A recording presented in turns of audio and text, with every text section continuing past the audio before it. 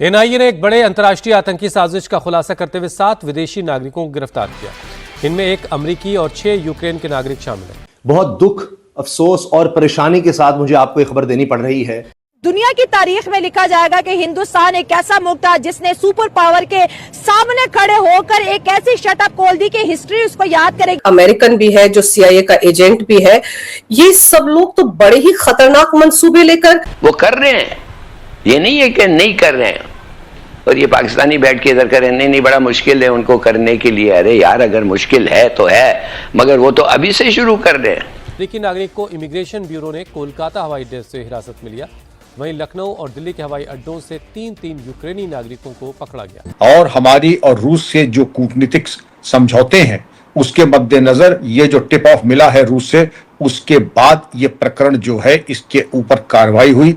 मैं आपको इस बात से आगाह करना चाहता हूँ, बिल्कुल हकायक की बुनियाद पर और नहायत ही अहम इंफॉर्मेशन की बुनियाद पर, कि अगले 2 से 3 महीनों के अंदर अंदर इस बात के तकरीबन मैं समझता हूँ कि 90% से ज़्यादा, बल्कि 95% शायद ये इसके इम्कानात हैं और बिल्कुल इमिनेंट लग रहा है कि भारत और पाकिस्तान के दरमियान एक और कॉन्फ्लिक्ट, एक और जंग होने जा रही है। रूस ने अब तक का बड़ा झटका पाकिस्तान को दिया है। तो यहाँ पर रूस ने कह दिया है कि नहीं, अब अगर हमसे तुमने तेल लेना है तो इंटरनेशनल मार्केट से भी ऊपर रेट मिलेगा। दुनिया दंग है।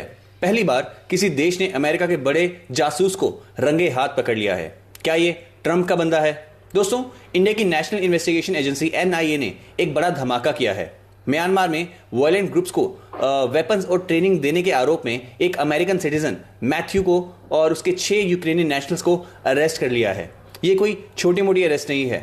इन्हें दिल्ली, लखनऊ और कोलकाता से पिक किया गया है। एनआईए का कहना है कि ये लोग इंडिया की नेशनल सिक्योरिटी के खिलाफ साजिश रच रहे थे और बैंड रेबल्स ग्रुप्स की मदद कर रहे थे। कोर्ट ने इन 7 सस्पेक्ट्स को 11 दिन की एनआईए रिमांड पर भेज दिया है। इन पर यूएपीए यानी अनलॉफुल एक्टिविटीज प्रिवेंशन एक्ट की धारा 18 लगाई गई है, जो सीधा टेरर कॉन्स्पिरेसी से जुड़ी है। सूत्रों की माने तो मैथ्यू का बैकग्राउंड काफी ज्यादा सस्पिशियस है। क्या ये सिर्फ एक इंडिविजुअल एक्टर है या इसके पीछे किसी बड़ी फॉरेन एजेंसी का हाथ है? एनआईए अब इसका पर्दाफाश करने में लग चुकी है। इंडिया की इस बोल्ड मूव ने पूरी दुनिया को हैरान कर दिया है।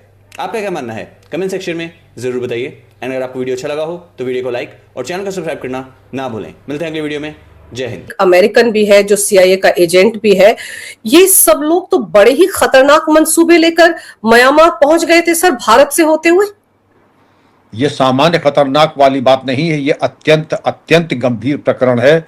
और हमारी और रूस से जो कूटनीतिक समझौते हैं उसके मद्देनजर ये जो टिप ऑफ मिला है रूस से, उसके बाद ये प्रकरण जो है इसके ऊपर कार्रवाई हुई और परिणाम देश के सामने है। 7 जो पकड़े गए हैं उसमें एक अमेरिकन है और 6 यूक्रेनियंस हैं। इनके मंसूबे और इनके बारे में तो हम आपसे डिस्कशन के दौरान हम चर्चा करेंगे, लेकिन किस शातिर दिमाग के तरीके से ये बताया जाता है। ये 7 तो पकड़े गए हैं, लेकिन इसके अलावा 14 यूक्रेनियंस अलग अलग स्थानों पर अलग अलग तरीके से आए थे टूरिस्ट वीजा पे, और जिससे किससे कि यहाँ पर पहले अलग अलग मार्गों से आए, फिर अलग अलग तरीके से छितरा करके आसाम के जरिए ये मेघालय पहुँच जाए, मेघालय से म्यांमार पहुँच जाए। ये सर्वविदित है कि मेघालय और म्यांमार के बीच 500 किलोमीटर की सीमा है। ये बहुत ही एक महत्वपूर्ण, संवेदनशील लेकिन एक पोरस सीमा है जहां से आवागमन बिल्कुल संभव है।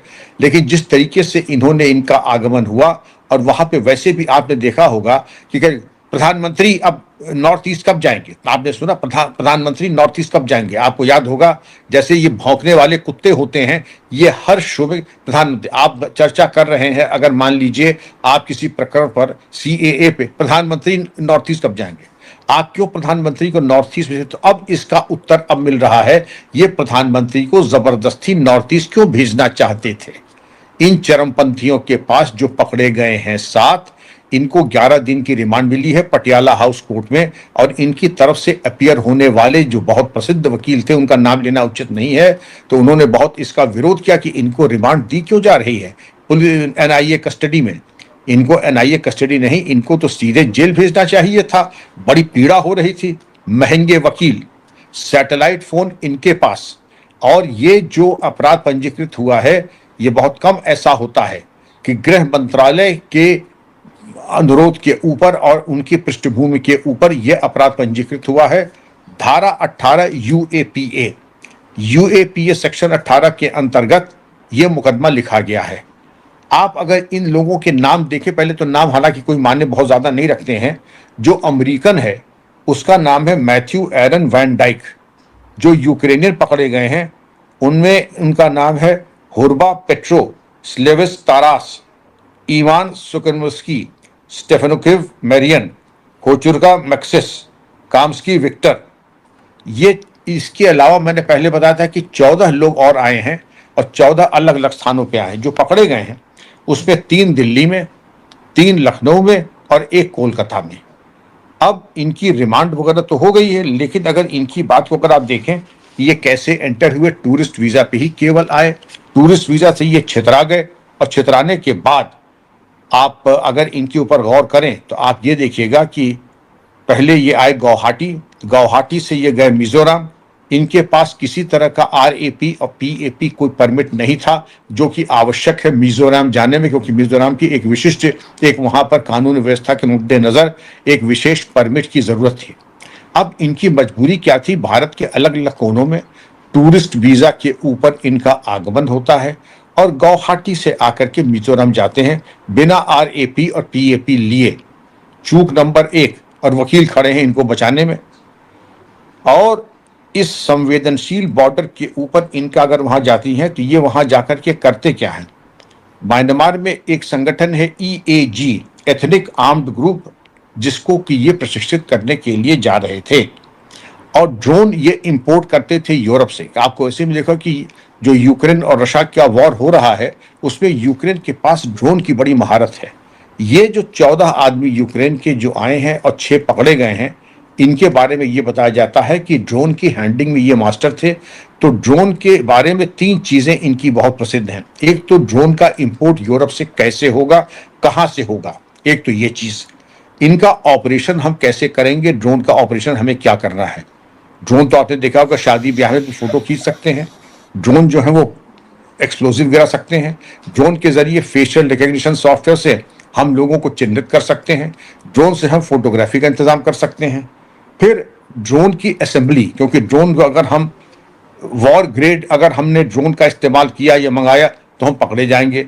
लेकिन ड्रोन को अगर हम उसको नॉकडाउन कंडीशन में मंगाते हैं तो उसमें ये नहीं समझ सकती हैं कि आप इसका युद्ध में प्रयोग होगा या सिविलियन पर्पस के लिए, इसलिए पकड़े नहीं जाएंगे।